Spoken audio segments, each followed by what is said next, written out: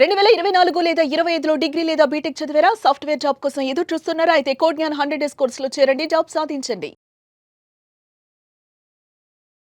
Welcome to Suman TV. నేను మీ Suman TV Nag. చాలా మంది ఇళ్లలో మనం ఒకటి అనుకుంటూ ఉంటాం. జనరల్గా జరిగేటువంటి డిస్కషన్, పేరెంట్స్ దగ్గర నుంచి వచ్చేటువంటి ఆస్తిపాస్తులు ఎవరైనా సరే షేర్ చేసుకుంటారు. అది ఆడపిల్లైనా సరే మగపిల్లలైనా సరే. పేరెంట్స్ దగ్గర నుంచి వచ్చేటువంటి అప్పుని ఆల్మోస్ట్ కొంతమంది ఏంటంటే అంటే కొన్ని ఫ్యామిలీస్లో మగపిల్లలు మాత్రమే షేర్ చేసుకుంటూ ముందుకు వెళ్ళిపోతూ ఉంటారు. అంటే పేరెంట్స్ చేసినటువంటి ఏవైతే అప్పులు ఉన్నాయో వాటిని తీర్చడం కోసం. ఆడపిల్లకు కూడా హక్కు ఉందా, ఉంటే ఏ విధంగా ఉంటుంది, చట్టాలు అటువంటి వాటికి ఏం చెప్తున్నాయి అనేది ఈరోజు మనతో పాటు హైకోర్టు అడ్వకేట్ అలగర్ర రవీంద్రనాథ్ గారు ఉన్నారు. అది వారి మాటలోనే తెలుసుకుందాం. Hello sir. హాయ్ అండి నాగరాజ్ గారు. అన్నిట్లోనూ సమాన హక్కు కావాలి అనుకునేటువంటి ఉద్దేశంతో ముందుకు వెళ్తూ ఉంది. ఆ ఆలోచన కూడా ఎవరు తప్పు పట్టేలా లేరు. అది ఎక్కడి వరకు వచ్చిందంటే సొంత ఇల్లు లేదు తెలిసి ఆడపిల్లలకి అనే స్థాయికి వచ్చిందనమాట. ఆ ట్రెండ్ మారే కొద్దీ అన్నీ మారుతూ వస్తున్నాయి సార్. 18 ఏళ్ళు నిండిన తర్వాత ఆడపిల్ల కట్నం రూపంలో తండ్రి దగ్గర నుంచి తీసుకోవాల్సింది మొత్తం తీసుకుని వెళ్తుంది. కొంతమంది ఏంటంటే అసెట్స్ కూడా తీసుకుని వెళ్తున్నారు, మనీ తీసుకుని వెళ్తున్నారు, గోల్డ్ తీసుకుని వెళ్తున్నారు అనుకునేటువంటి విషయాలు కూడా ఉన్నాయి. అంటే వాటి మీద కూడా డిస్కషన్స్ నడుస్తూ ఉన్నాయి. బట్ వాళ్ళు ఏంటంటే హక్కులకు వచ్చేటప్పటికి అన్నీ సమాన హక్కులే కావాలి కదా అనుకునేటువంటి మోటోలో నుంచే కొంత నడుస్తూ ఉంది కాబట్టి కరెంట్ ట్రెండ్. సో దానికి మీరు ఏం చెప్తారో, అటువంటి వాటికి చట్టాలు ఏం చెప్తున్నాయి? ఆస్తిలో వాటా పంపకాలకు వచ్చేసరికి ప్రతి ఆడపిల్ల కూడా నాకు తండ్రి ఆస్తిలో నాకు వాటా ఉంది అని చెప్పి కోర్టులకు ఎక్కడ ఇటీవల సర్వసామాన్యం అయిపోయింది. మీరు సివిల్ తగాదాలో చూసినట్లయితే మోర్ దెన్ 70% ఆడపిల్లలటువంటి ఈ వేసినటువంటి కేసులు చాలా ఎక్కువ ఉంటాయి. ఎప్పుడో పెళ్ళి అయిపోయారు. పెళ్ళి అయిపోయి ఎప్పుడు వెళ్ళిపోయిన తర్వాత కూడా మాకు కూడా ప్రాపర్టీలో మనం చేసిన వీడియోస్ కావచ్చు, రకరకాలుగా నాలెడ్జ్ పెంచుకున్నటువంటి అమ్మాయిలు కూడా మాకు ఆ ఆస్తిలో కూడా వాటా ఉందని చెప్పి కోర్టులకు ఎక్కినటువంటి వాళ్ళు సర్వసాధారణం అయిపోయింది ఇటీవల. మరి తీరా అప్పుల విషయానికి వస్తే మరి అప్పుల్లో కూడా వాటా ఉంటుందా? ఇది అందరి మెదలను తొలిచే ప్రశ్న. సో నేను చట్టం ఏం చెప్తుంది, చట్టంలో ఉన్న సెక్షన్స్ ఏం చెప్తున్నాయి, చట్ట పారిభాషికంలో నేను చెప్పే ప్రయత్నం చేస్తాను నాగరాజ్ గారు. 1956 హిందూ వారసత్వపు చట్టంలో ఒక వర్డ్ ఉంది, పియస్ ఆబ్లిగేషన్ అని ఉంది. అంటే జనరల్ రూల్ చెప్తారు. అంటే అప్పులన్నీ కూడా కొడుకులు మాత్రమే భరించాలి. దిస్ కాల్డ్ పియోస్ ఆబ్లిగేషన్ అనే వర్డ్ కూడా ఉంటుంది మనకి. అంటే ఆ చట్టం ఏం చెప్తుంది, బాధ్యత అంతా కొడుకులే బాధ్యత వహించాలి, అప్పులు తీర్చాల్సిన బాధ్యత కొడుకులదే ఉండేది. మరి మనం 1956 చట్టాన్ని మనం ఫాలో అవుతున్నామా? ఫాలో అవ్వట్లా. 2005లో మరలా మనం దీనికి అమెండ్మెంట్ తీసుకొచ్చాం. ఆడపిల్లలకు కూడా ఆస్తిలో సగభాగం ఇవ్వాలి అని చెప్పి కూడా మనం ఒక చట్టాన్ని తీసుకొచ్చాం. 56 చట్టంలో ఇప్పుడు నేను చెప్పినట్టుగా పిఎస్ ఆబ్లిగేషన్ అనే వర్డ్ ఉన్నప్పటికి కూడా 2005లో అమెండ్మెంట్ చేసుకున్న ప్రకారం ఏంటంటే ఆడపిల్లలకు కూడా అందులో వాటా ఇవ్వాలి. ఎంత వాటా ఇవ్వాలి? హిందూ వారసత్వ హక్కు చట్టం చెప్పినప్పుడు ఏం చెప్తుందంటే సమాన వాటా ఇవ్వాలి అని చెప్తుంది. ఇక్కడ ఎంత వాటా? సమాన వాటా ఇవ్వాలి.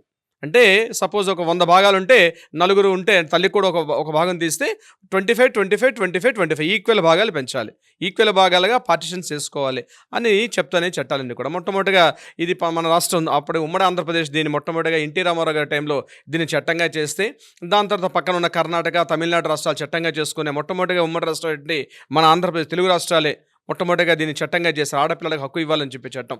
దాని తర్వాత మిగిలిన రాష్ట్రాలు చేశారు.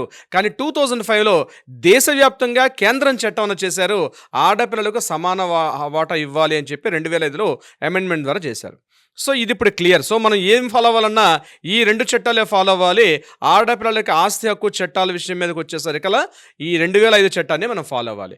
మరి ఆస్తి మనం వాటాలు పంచుకున్నాం, మరి అప్పుల్లో కూడా వాటా వస్తుందా?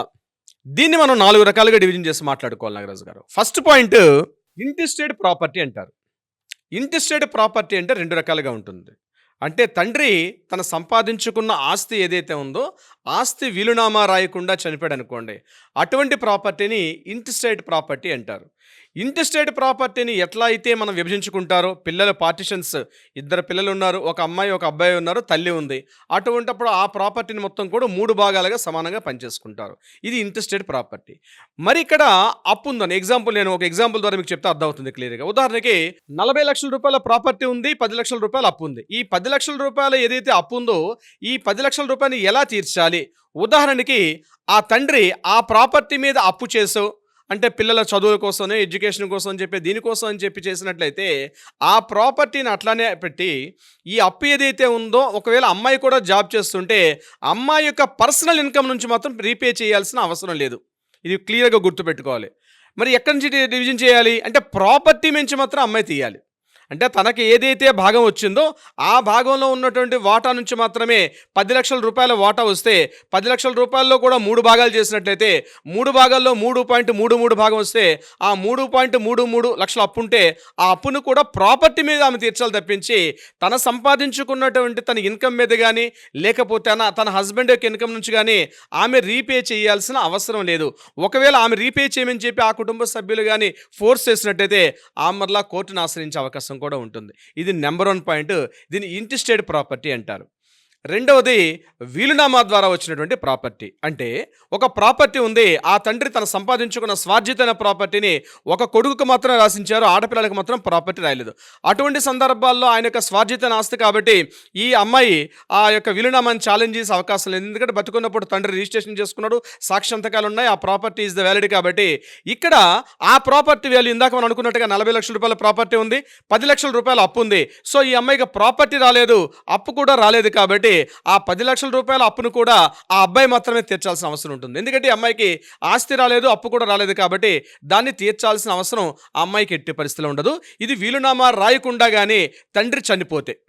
ఇక 3వ పాయింట్ మీకు చెప్పే ప్రయత్నం చేస్తాను. కో-బారోవర్ కేసు అంటారు. కో-బారోవర్ కేసు అంటే ఒక తండ్రికి ఒక స్థలం ఉంది, ఆ స్థలాన్ని ఒక ఇల్లు కట్టుకుందాం అనుకున్నాడు, ₹1,00,00,000 లోన్ తీసుకున్నాడు. ఆ ₹1,00,00,000 లోన్ తీసుకునేటప్పుడు ఆ అమ్మాయి ఆ టైంలో జాబ్ చేస్తుంది. ఇది ఒక అమ్మాయి ఒక కొడుకు, అంటే ఒక కూతురు కొడుకున్నారు. కూతురు ఆల్రెడీ జాబ్ చేస్తుంది, ఇంకా కొడుకు సెటిల్మెంట్లో రాలేదు. ఆ కూతురు యొక్క కో అప్లికెంట్గా పెట్టి ఆ తండ్రి లోన్ తీసుకున్నాడు. అంటే తండ్రి ఇన్కమ్ను చూపించారు, కో అప్లికెంట్గా అమ్మాయిని కూడా జాయిన్ చేసి ఇద్దరు కలిసి ₹1,00,00,000 లోన్ తీసుకొని ఆ స్థలం మీద ఒక 267 గజాల స్థలం మీద ఒక బిల్డింగ్ కన్స్ట్రక్షన్ చేశారు. సో కొన్ని ఈఎంఐలు పే చేయగానే తండ్రి అకస్మాత్తుగా మరణించాడు. అటువంటి సందర్భంలో ఆ లోన్ ఈఎంఐ ఎవరు క్లియర్ చేయాలి?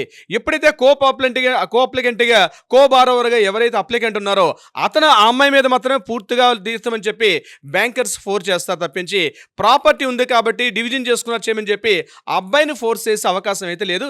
ఇది కో-బారోవర్ కేసు అంటారు. ఇది కూడా చాలా ఇంపార్టెంట్ పాయింట్. అది ఇక 4వ పాయింట్ HUF నెసెసిటీ కేసు అంటాం దీన్ని. అంటే హిందూ అన్డివిడెడ్ ఫ్యామిలీ, అంటే హిందూ అవిభాజ్య కుటుంబాలు, అంటే జాయింట్ ఫ్యామిలీలో ఉన్నారు. ఆ యొక్క జాయింట్ ఫ్యామిలీలో ఉన్నటువంటి తండ్రి తన వాటాగా తన పార్టిషన్కి ఏదైతే వచ్చిందో దాని మీద తన లోన్ తీసుకొని తన కుటుంబ ఖర్చుల నిమిత్తం, తన పిల్లల చదువు నిమిత్తం కానీ ఇతరత్రా ఏదైనా చేసి ఒక లోన్ తీసుకొని ఆ లోన్ తీర్చకుండా తండ్రి చనిపోయాడు. ఇది మాత్రం అన్డివైడెడ్ ఫ్యామిలీ, ఆ ప్రాపర్టీ జాయింట్ ఫ్యామిలీ ఉంది. ఆ జాయింట్ ఫ్యామిలీ మాత్రం ఎసెట్ ప్రాపర్టీ ఎక్కడుంది, తన పాటు తీసుకోవడానికి అవకాశం లేదు. అది హిందూ HUF ఫ్యామిలీలో ఉండిపోయింది. అటువంటి సందర్భాల్లో ఈ లోన్ ఎవరు తీర్చాలి? మరి అమ్మాయి తీర్చాలా, అబ్బాయి తీర్చాలా? తప్పనిసరిగా అమ్మాయి అయినా సరే, అబ్బాయి అయినా సరే తండ్రి చేసినటువంటి లోన్ తీర్చాల్సిన అవసరం లేదు. వాళ్ళ పర్సనల్ శాలరీ దగ్గర నుంచి కానీ వాళ్ళ పర్సనల్ బిజినెస్ నుంచి కానీ తీర్చాల్సిన అవసరం లేదు. హిందూ HUF ఫ్యామిలీలో అన్డివైడెడ్ ఫ్యామిలీలో ఏదైతే ప్రాపర్టీ ఉండిపోయిందో ఆ ప్రాపర్టీ నుంచి మాత్రమే రికవరీ చేసి అక్కడ బ్యాంక్కి లోన్ కట్టాలి తప్పించి వాళ్ళ పర్సనల్ ఏదైతే ఉంటుందో దాని నుంచి తీర్చాల్సిన అవసరం లేదు అని చెప్పి చట్టాలు క్లియర్గా చెప్తుంటాయి. సో జనరల్గా రూల్ ఎలా ఉంటుంది? ఇప్పుడు నేను చెప్పిన 4 పాయింట్స్ కాకుండా జనరల్ రూల్ మాట్లాడుకుంటే తండ్రి చేసినటువంటి ఆస్తి ఏదైతే ఉందో ఆస్తిలో అమ్మాయిలు వాటాకు వస్తారు, అప్పులు మాత్రం కొడుకులు మాత్రమే భరించాలి. నేను చెప్పినట్టు పిఎస్ ఆబ్లిగేషన్ ఉంటుంది. కానీ వేరేజ్ ప్రతి కేస్ టు కేస్, ప్రతి పాయింట్ టు పాయింట్ సిచ్యువేషన్ బట్టి కూడా మారిపోతుంటాయి. కొన్ని సందర్భాల్లో అమ్మాయిలు కూడా బేర్ చేయాల్సిన పరిస్థితి వస్తుంది, కొన్ని సందర్భాల్లో అమ్మాయిలు బేర్ చేయాల్సిన పరిస్థితి ఉండదు. ఇది కేస్ టు కేస్ మారిపోద్ది. ఇప్పుడు నేను మాత్రం చెప్పిన ఒక ఎగ్జాంపుల్గా 4 పాయింట్లు చెప్పాను. మనం మాట్లాడుకుంటూ వెళ్తే నాగరాజు గారు ఇంకొక 15 నిమిషాలు మనం మాట్లాడుకోవచ్చు. ఇంకొక 10 పాయింట్లు కూడా యాడ్ అవుతాయి ఇందులో మనకి నాగరాజు గారు. దీనికి సంబంధించి ఎవరైనా సరే అండి, బ్రదర్స్ సిస్టర్స్ ఎవరైనా సరే, ఈవెన్ అప్పులైనా సరే సరి సమానంగానే షేర్ చేసుకోవాలి అనుకునేటువంటి కొన్ని టర్మ్స్ అండ్ కండిషన్స్లో మీ దాకా రావాలి అనుకునేటువంటి వాళ్ళు ఉంటారు. వాళ్ళు మిమ్మల్ని అప్రోచ్ అవ్వాలంటే ప్రాసెస్ ఏంటి? తప్పనిసరిగా నాగరాజు గారు, దీనికి సంబంధించి చాలా సెన్సిటివ్ మ్యాటర్స్ ఇవన్నీ కూడా. ఇళ్లలో చాలా గొడవలు అవుతుంటాయి. రీసెంట్గా నా దగ్గరకు వచ్చే కేసులు కూడా అదే విషయంలో. సో దీనికి సంబంధించి ఏమైనా అనుమానాలు, డౌట్లు, సందేహాలు, సూచనలు కావాలంటే తప్పనిసరిగా కింద స్క్రోల్ అవుతున్న నెంబర్ని కాంటాక్ట్ చేయండి. మన లీగల్ టీం మీకు అప్రోచ్ అవుతారు. కాంటాక్ట్ చేయండి లేదా వాట్సాప్ చేయండి. దీనికి సంబంధించి కోర్టుల్లో ఏదైనా వివాదాలు ఉంటే వాటికి పరిష్కారం అయ్యే దిశగా కూడా కలిసి ప్రయత్నం చేద్దాం. Thank you so much Alaga Ravindranath గారు. Thank you so much Nagaraj గారు. ఎనీవేస్ ఎవరైనా సరే మీరు గనక ఇటువంటి సమస్యను ఫేస్ చేస్తూ ఉంటే అలగిరి రవీంద్రనాథ్ గారు హైకోర్టు అడ్వకేట్, ఆయన గనక మీరు సంప్రదించాలనుకుంటే స్క్రీన్ మీద మీ కాంటాక్ట్ నెంబర్ కనిపిస్తుంది. దాన్ని మీరు కాల్ ఆర్ మెసేజ్ వాట్సాప్ చేసి వెంటనే అపాయింట్మెంట్ బుక్ చేసుకోండి. ఈ వీడియో లైక్ షేర్ మాత్రం తప్పకుండా చేయండి. ఇలాంటి మరిన్ని వీడియోస్ కోసం మా ఛానల్ ఫాలో అవ్వండి. Thank you.